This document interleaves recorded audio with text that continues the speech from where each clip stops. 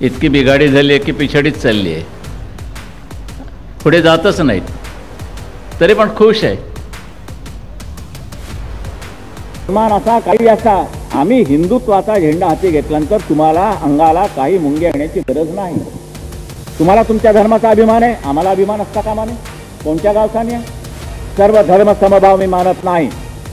पहिल्यांदा या देशामध्ये हिंदू धर्माचा मान राखला गेला पाहिजे आणि मग सगळ्या धर्मांचा मान आम्ही राखला तयार आहोत. सगळे कामं रेंगाळलेले आहेत. आणि अशा वेळेला हे लोकशाही लोकशाही नावाचा जो काही ढंढोरा पेटता ना, आणि निधर्मी म्हणजे काय ते मला अजून कळलं नाही. तर हे काही घोषणा नारेबाजी असेल की आमचे लढना होगा, आमची तयारी आहे. पोलीस बाजूला काढा, घोषणा देऊन बघा.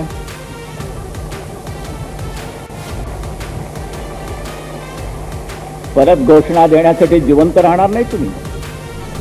हे मुसलमानांचे उठाव काय सांगतायत? इकडे असंख्य शिवसेनेचे मुस्लिम बांधव आले असतील,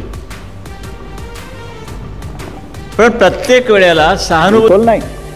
आणि म्हणून पोलिसांना एक नम्र विनंती करायची की दाबाखाली कामं करू नका.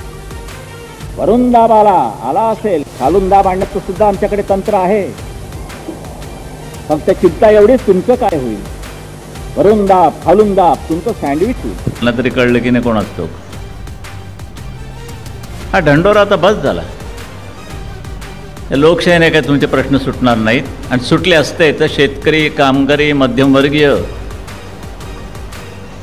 एवढे समाजामधले थर आहेत, त्यातला एक तरी सुखी थर मला तुम्ही दाखवा की हा सुखी आहे म्हणून. हातामध्ये शस्त्र आहेत, तुमच्या हातामध्ये काय आहे? तुमच्या हातामध्ये काय? शंकराचार्य म्हणाले होते की सगळ्या प्रार्थना स्थळाची म्हणे झडती घ्या. मी म्हटलं घ्या, आमची तयारी आहे.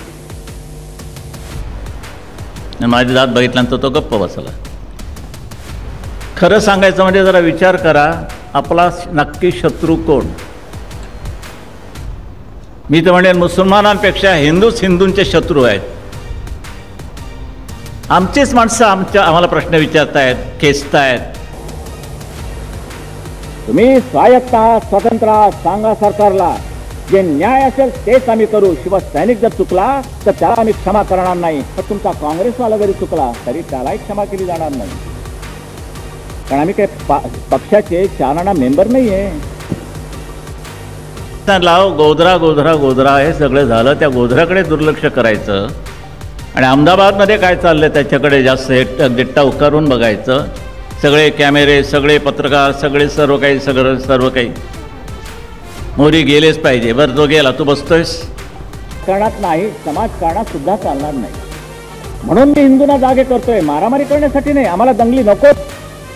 नमस्कार मंडळी, आपण बघत आहोत आपल्या महाराष्ट्र न्यूज चॅनलवर हिंदू सम्राट हे राजकारण जे आहे त्या राजकारणाच्या पण बळी आहोत. त्याला म्हणतात लोकशाही. आपल्या महाराष्ट्र न्यूज चॅनलला सबस्क्राइब करा आणि जास्तीत जास्त शेअर करण्याचा प्रयत्न करा. आता गोधराला झालं असं जणून झालं, त्या गोधऱ्याला झाल्यानंतर अहमदाबादला म्हणतात रिॲक्शन आली. पूर्ण माहिती झाली पाहिजे याकरिता बाळासाहेब ठाकरे यांनी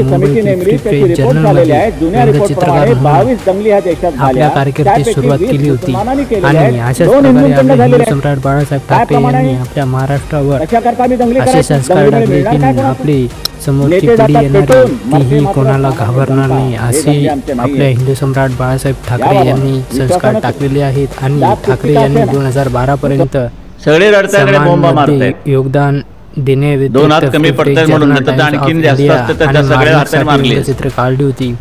तर अशा प्रकारे बाळासाहेब ठाकरे यांची माहिती आपण म्हणून मी माझं एक भाकीत आहे, मी काय बोलून जातो, पटकन बोलतो, माघार घेत नाही, व्हिडिओ टाकतही आहोत. तर आपल्या चॅनलला सबस्क्राईब करावं आणि कमेंट पाकिस्तानची युद्ध होईल तेव्हा, कारण आपण कधी युद्धाला जातच नाही, करतच नाही. आपण आपलं शस्त्र मुळापासून आम्ही हिंदुस्थानी आहोत.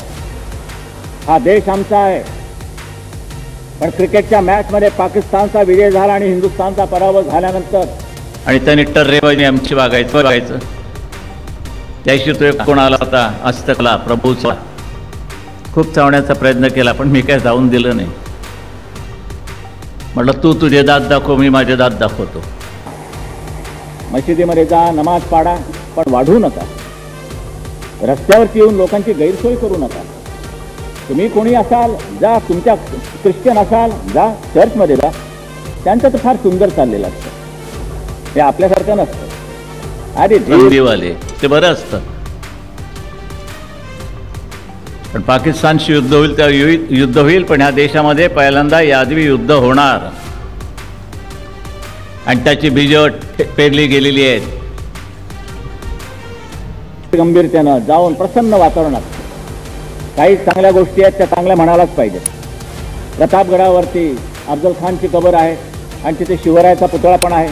शिवरायाच्या पुतळ्याकडे कोणी बघत नाही, पण ते अफजल खानाची कबर बघा, नेहमी व्हाईट वॉश केलेला असतो, आतमध्ये धूप.